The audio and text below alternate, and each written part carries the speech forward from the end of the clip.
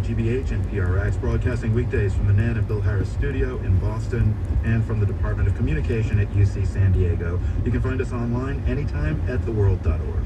I'm Marco Werman. And I'm Carolyn Beeler. Join us right back here tomorrow.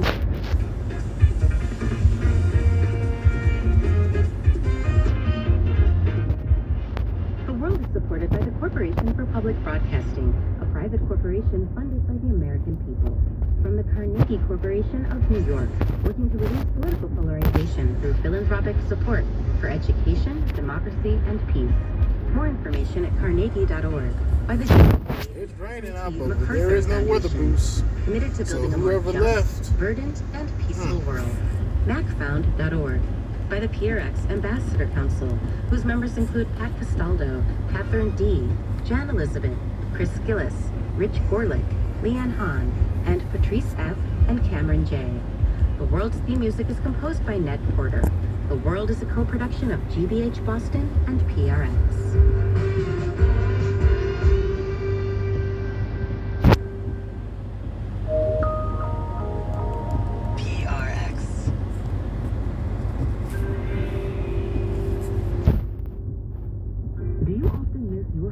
PBS dramas when they first air? SCETV Passport offers a simple solution. You can enjoy Masterpiece and other PBS drama series on your own schedule on your TV or internet connectable device. For your contribution of $75 our ETV endowment, SCETV Passport can be yours as an additional member benefit of your support. Already a member at that level or higher? You can start streaming today. Visit SCETVpassport.org to learn more.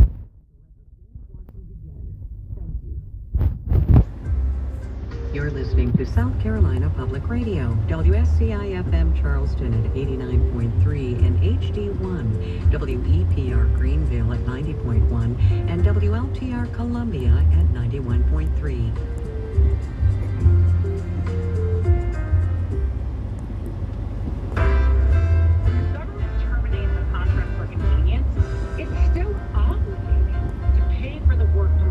Elon Musk's Doge team says it is saving taxpayers billions by cutting wasteful spending. Our reporter has been checking those claims against public databases. It's Tuesday, February 11th, and this is All Things Considered.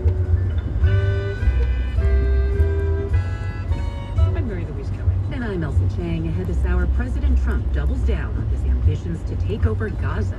We're going to have Gaza. We don't have to buy. There's nothing to buy. The King of Jordan was right next to Trump when he said that. We'll have his reaction. Meanwhile, Trump also says he's taking over the Kennedy Center. Bob Mondello has a look back at the center's role in American cultural history. Plus, what scientists learned from a decade of tagging and tracking baby turtles.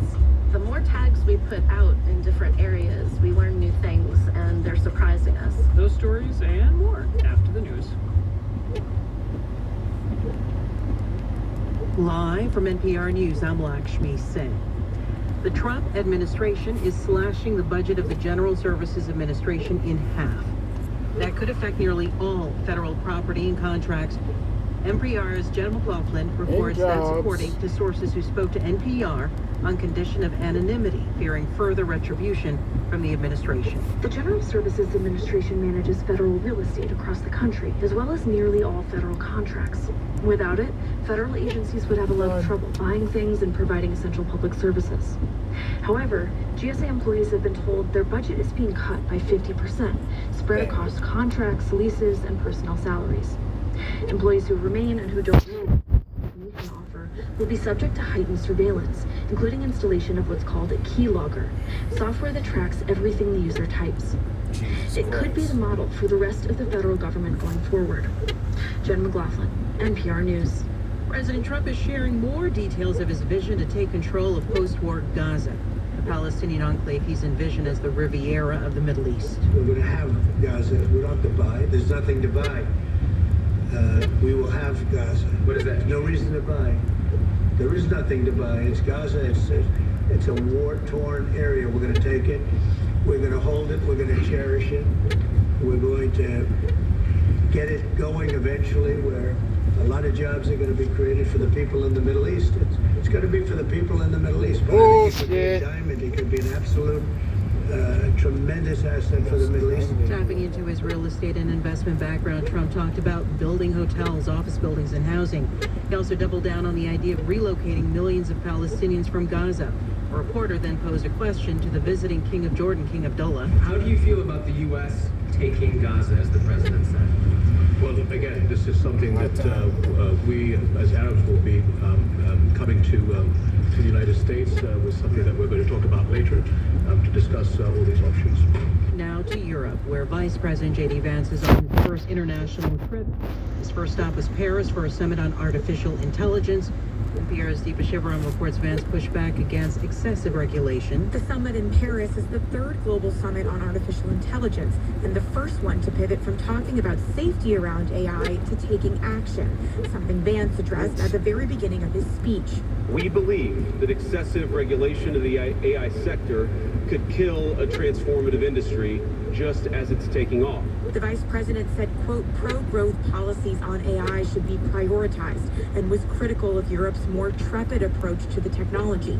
Vance's remarks in Paris come as China's edge on AI is growing with their recent launch of the platform DeepSeek's latest model. For Shivaram, it's NPR. Good afternoon. It's 4:04 on Tuesday, February 11th. I'm Reagan Knight with your statewide afternoon headlines on South Carolina Public Radio. In a nearly hour-long speech on the U.S. House floor, Representative Nancy Mace accused her ex-fiancé of physically abusing her and recording acts with her and others without their consent. We must never tolerate abusers masquerading as men of character.